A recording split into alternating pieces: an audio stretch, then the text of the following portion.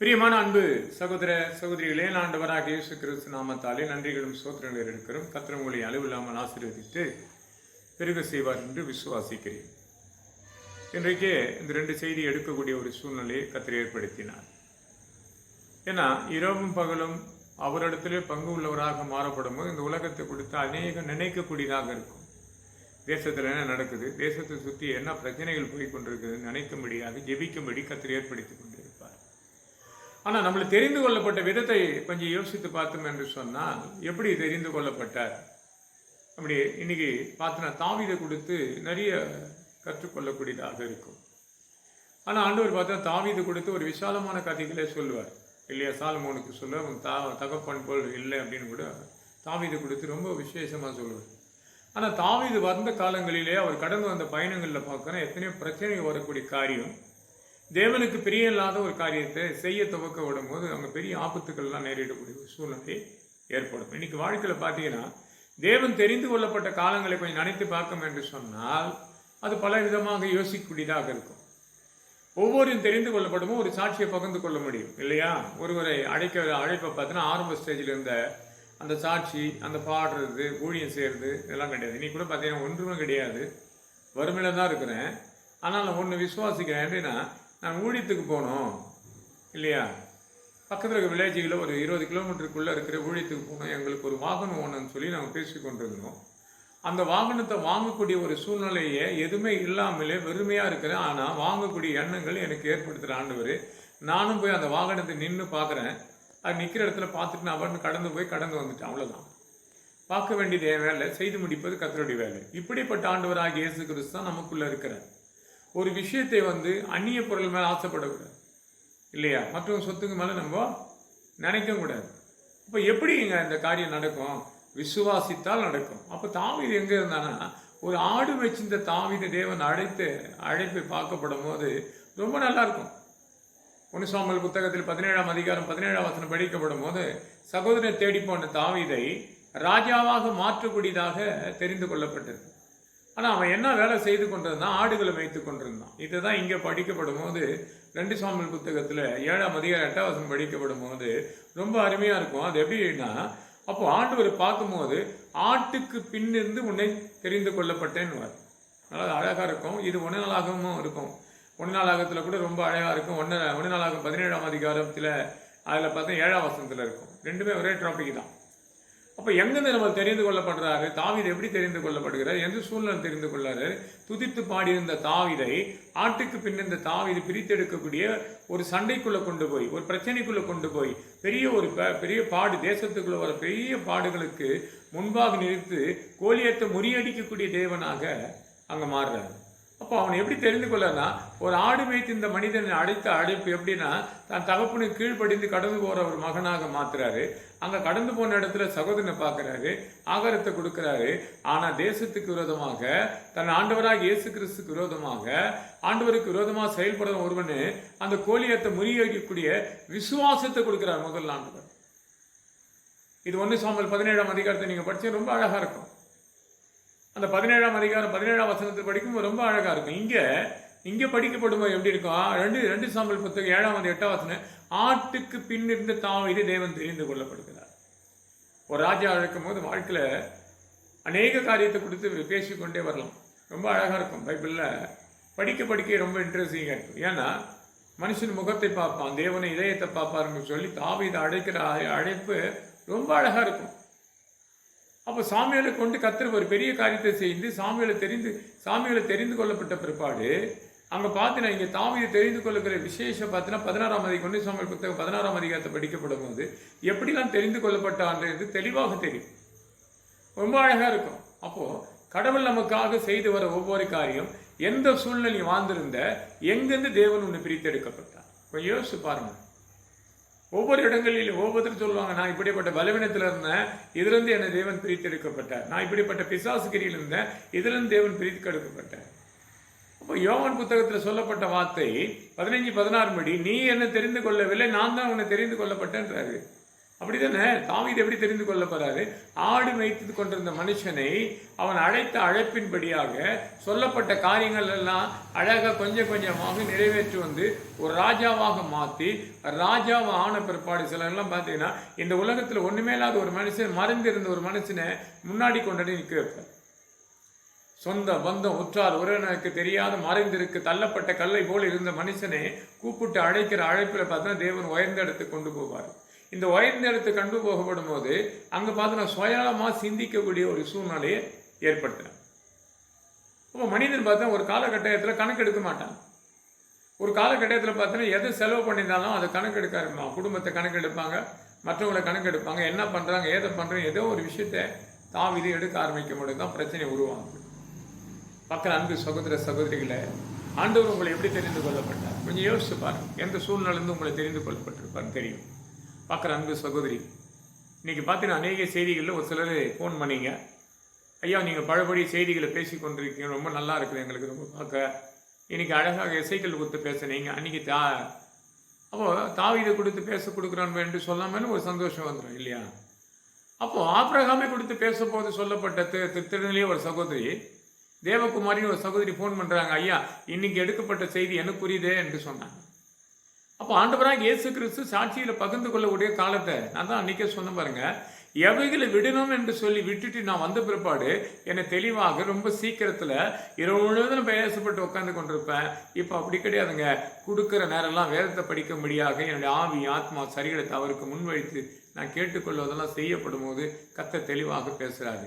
இங்கே தாவீது தெரிந்து கொள்ளப்பட்ட விதங்கள்லாம் பார்த்தீங்கன்னா, ஆட்டுக்கு பின்னிருந்த தாவீது அழைக்கப்பட்டு அவன் போகமிடமெல்லாம் கூட இருந்து எதிராக யுத்தங்கள் எல்லாம் ஜெயிச்சு அவனை மீட்டு கொண்டு வரப்படும் போது அவனிடத்துல ஒரு மாற்றங்கள் தெரியுது.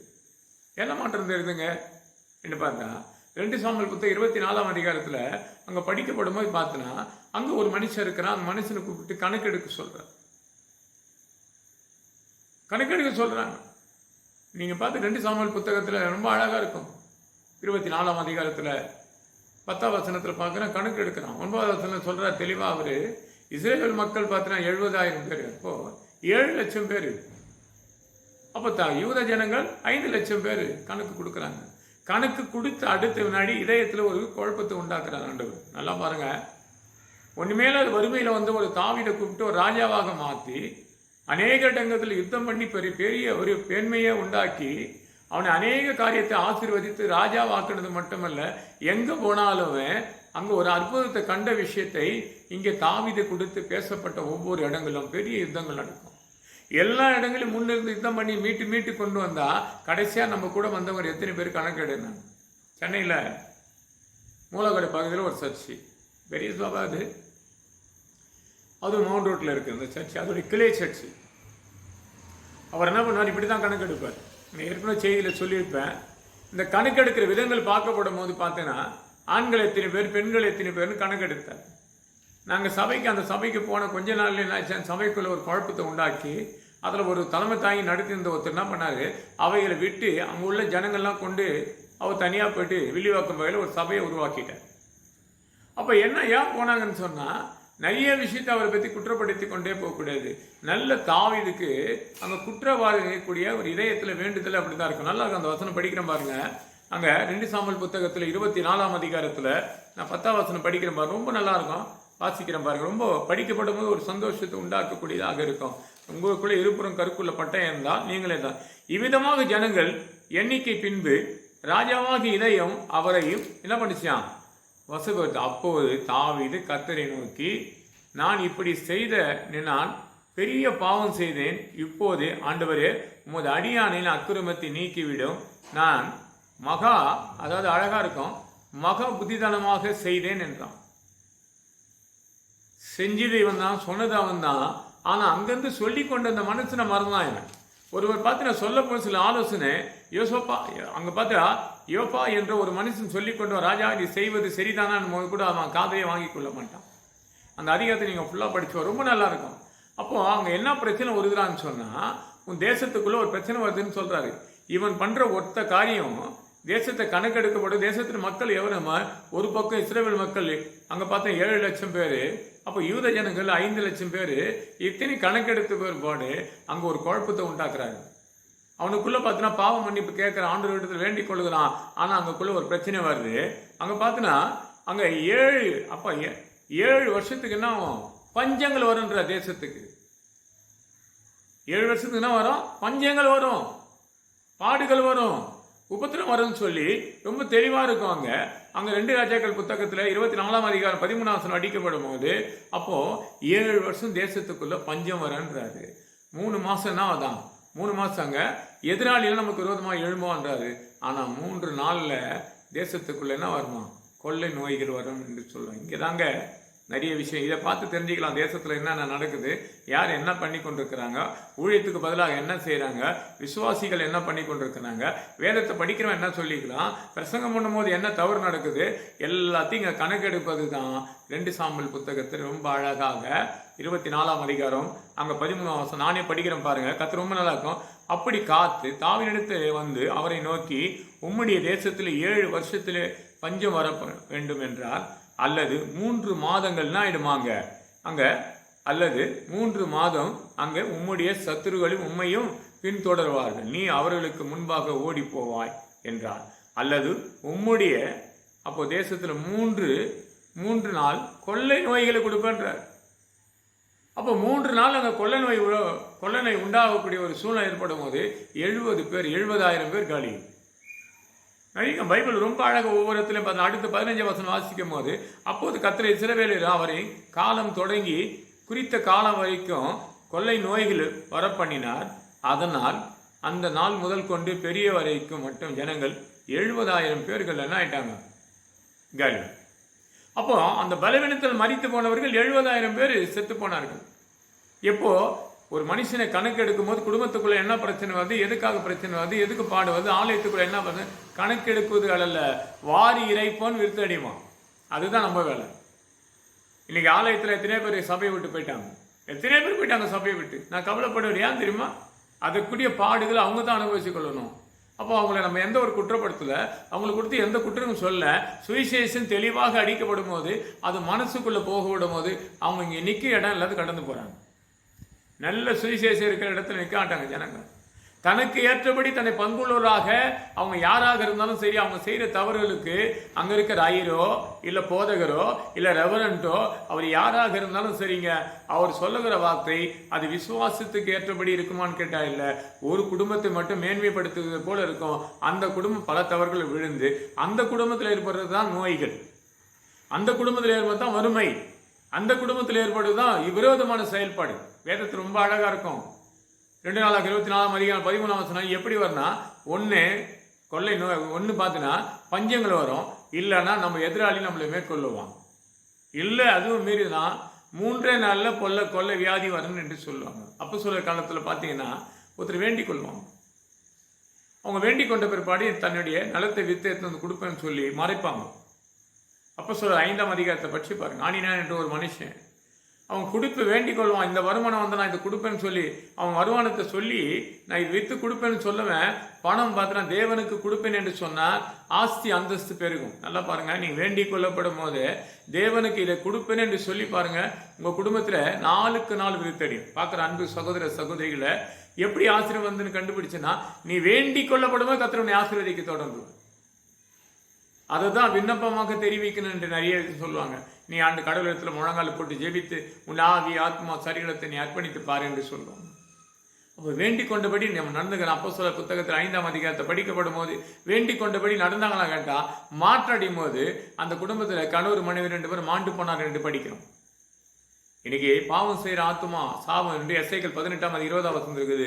எத்தனை ஆத்துமா தெரியுங்களா, பார்க்கறதுக்கு வெள்ள சொல்லமா கடந்து போவாங்க, பார்க்கறதுக்கு பார்த்தோன்னா அவங்க நடந்துற நடங்களை பேச்சு விதத்தெல்லாம் பார்க்கலாம், ஆனா உள்ளம் ஒடிந்து போய் கிடக்கும்.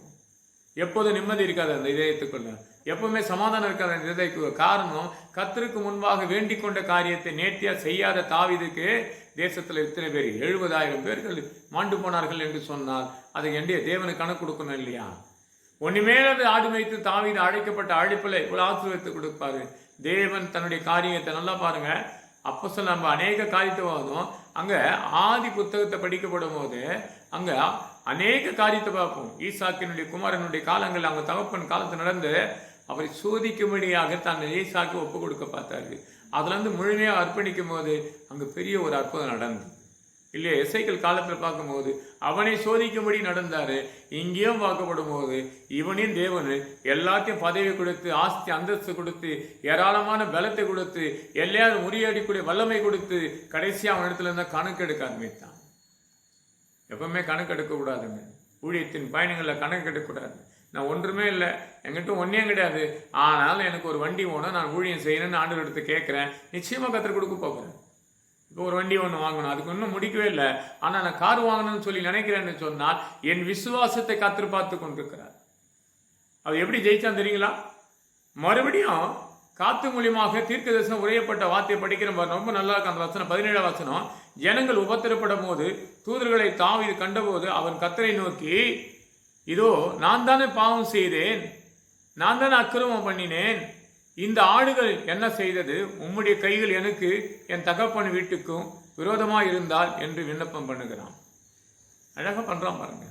நான் தான், இந்த ஆடு என்ன பண்ணுச்சு? என்னை சார்ந்து எத்தனையோ ஆத்தும ஆதாயத்தை கொடுத்துலாண்டவர். நான் அப்படிதான் ஜெயிப்பேன். என் ஜனங்கள் ஏதாவது வலுவினப்பட்டு விழுந்துட்டாங்கன்னு சொன்னால், நான் ஒரு முறை அவங்களை சந்திக்கப்பட்டேன்னு சொன்னால், இல்லை ஞானஸ்தானம் கொடுத்துட்டேன்னு சொன்னால், எப்போதும் அனுதினம் ஜபத்தில் அவங்க விண்ணப்பத்தை சொல்லிக்கொண்டே இருப்பேன். ஏன்னு சொன்னால், தேவன் என்னை கொண்டு அந்த குடும்பத்தை நடத்தி கொண்டிருக்கிறான்னு சொன்னால் அதை விசாரிக்கிற வேலை தான். சிலர் என்னடா இந்த ஐயா எது பார்த்தாலும் ஃபோன் பண்ணிக்கிற, பிள்ளைகளுக்கு எதுவாக தான் பண்ணுற. ஏன்னா அவர்களுக்கு பிள்ளைகளுக்கு ஒரு தடுமாட்டம் வந்தால் முதல் உங்களை கேட்கறதுக்கு முன்பாக என்னத்தை அங்கே பலவீனத்து விழுந்தால் என்னை கொண்டு எந்த தவறு என்று பார்ப்பார்.